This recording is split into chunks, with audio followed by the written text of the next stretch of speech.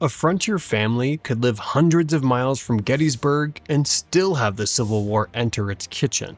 A father vanished into an army regiment. A mother inherited the farm accounts. Children stepped into work meant for grown men. Then came government forms, pension claims, emancipation, and wartime laws that opened Western land while taking it from families already living there. The battles lasted 4 years. Inside American households, the changes lasted for generations. Number 8. The household lost its labor force. When a farmer, mill hand, craftsman, or older son enlisted, he did not leave behind an idle household.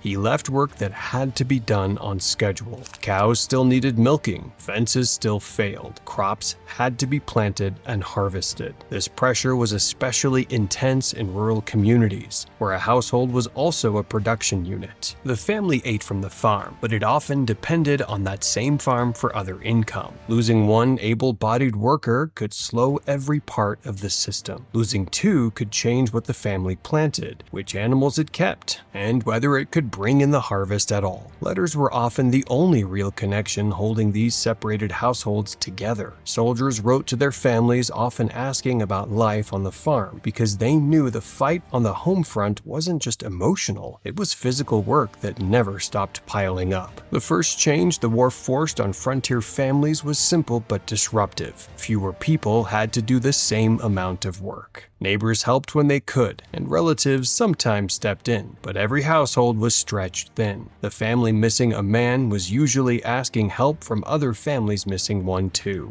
Number 7. Women had to run the farm. Women had always worked heavily in frontier households. They gardened, preserved food, cared for animals, made clothing, carried water, raised children, and often helped in fields during the busiest seasons. The war expanded that labor and pushed more of its decisions onto them. With husbands and sons gone, many women became the person who decided when to plant, what to sell, whether to borrow, which bill could wait, and whether a hired man was worth his wages. Some ran shops and other small businesses. Farm women learned or took over threshing, harvesting, woodcutting, livestock slaughter, and financial transactions that had previously been handled by husbands. This difference is important. Doing extra chores is not the same as being the one fully in charge. A woman could no longer wait for her husband to come back from town and ask whether he had put off paying the merchant. She might have to deal with the merchant herself. If a horse went lame, a crop failed, or a payment came due, the decision was hers. For some women, that authority was temporary. When men returned, older expectations often returned with them. For widows and wives of disabled veterans, however, the change became permanent. But removing adults from the household did more than change who managed the farm. It also changed how quickly a child was expected to become useful. Number 6. Children moved up the work ladder. Frontier children already worked. That was normal in an agricultural household. Young children gathered eggs, watched smaller siblings, and helped with food preparation. Older children milked, drove animals, hauled water, and worked beside adults during planting and harvest. The Civil War pushed many of them upward before the family would otherwise have done it. A boy whose father or older brother enlisted might take over plowing, wagon work, livestock care, or trips to the mill. A girl might assume more cooking, sewing, dairying, gardening, and daily care of younger children because her mother was spending additional time in the field or managing outside business. The learning curve changed. Tasks shifted to children before adults had time to fully teach them. Mistakes carried greater consequences when the household was already short of labor. A gate left open could mean missing livestock. A neglected fire could mean no hot meal when the adults returned.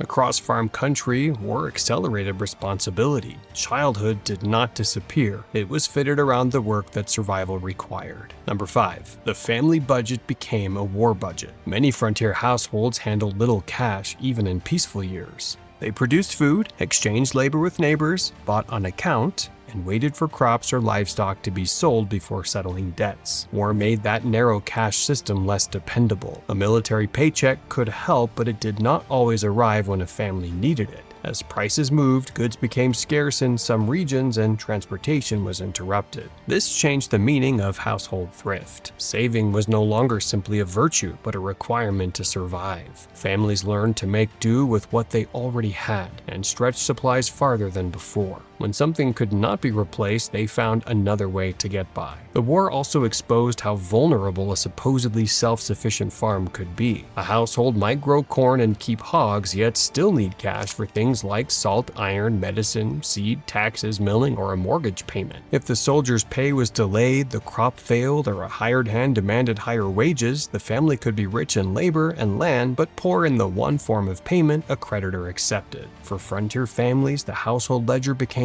another place where the war was fought. Number 4.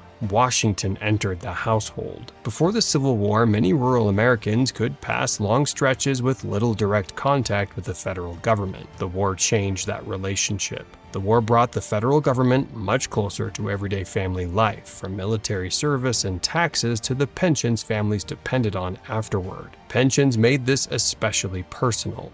A disabled Union veteran might have to describe his injury and submit to medical examinations. A widow seeking support had to prove that she had legally married the soldier. A claim for minor children required proof of the marriage and the children's births. It was even more complicated for formerly enslaved couples whose marriages had not been recognized by law. Congress eventually allowed black widows and children to establish family relationships through testimony and evidence that the couple had lived and been recognized as husband and wife. For families used to informal arrangements, that requirement could be difficult to meet. The pension system offered real help, but families increasingly had to prove their circumstances before the government would provide it. A marriage needed proof. A disability needed examination. A child's age needed a record. The federal state was no longer only something discussed in newspapers. It could decide whether money entered the home, and paperwork could only compensate for so much. The next change began when a soldier returned through the door, or when the family finally understood that he never would. Number 3. Wounds and widowhood reshaped the family. The familiar image of the returning soldier often ends at the reunion. For many families, that was where the harder story began. Veterans came home with missing limbs, damaged eyes, chronic pain, disease, weakened lungs, or injuries that made the old work impossible. He might still be there in body, yet no longer able to step back into the role he once filled before the war. That forced another rearrangement. A wife might continue managing the farm. Children might remain in adult roles. Relatives could move in. A family might sell land or leave agriculture altogether. Other households received no returning soldiers. Widows became property holders and heads of households, not because tradition had prepared them for the role, but because death had placed them there. Children grew up with a father's letters instead of his labor. Aging parents sometimes depended on pensions tied to a dead son's service. This was one reason the war's pension system eventually grew into a federal program. The battlefield produced obligations that continued for decades. The war was still present whenever an old wound prevented a harvest, whenever a widow assembled proof for a claim, or whenever a child inherited work that had once belonged to the missing man. Number 2. Freedom allowed black families to rebuild. For enslaved families, the old household order was not something worth restoring. Slavery gave parents little legal control over their own families, and many marriages had no legal recognition. Family members could also be sold away from one another with no power to stop it. The upheaval of war created openings that enslaved people used to pursue freedom. Families fled toward Union lines. Black men entered United States service. The Emancipation Proclamation changed the character of the war, and the 13th Amendment abolished slavery throughout the country. Freedom meant that a family could begin claiming legal rights that slavery had deliberately withheld. Rebuilding was practical as well as emotional. Formerly enslaved people searched for relatives. Couples legalized marriages. Parents tried to recover children. Families established independent households, sought wages, built churches and schools, and attempted to acquire land. None of this made the transition easy. Records were missing because legal systems had often treated people as property rather than members of families. Violence, discriminatory laws, and poverty threatened the independence that emancipation promised. Some searches for family members never ended in reunion. Still, this was one of the most profound family changes produced by the war. For millions of Black Americans, freedom included the right to define, defend, document, and reunite a family in their own name. Number 1.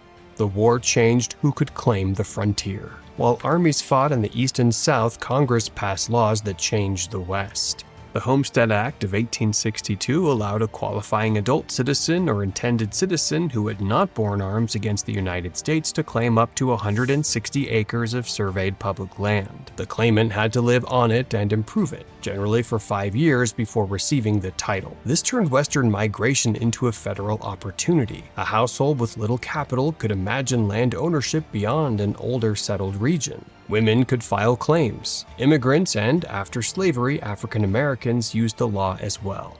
The statute even contained provisions protecting a claim for a widow or children if the original claimant died.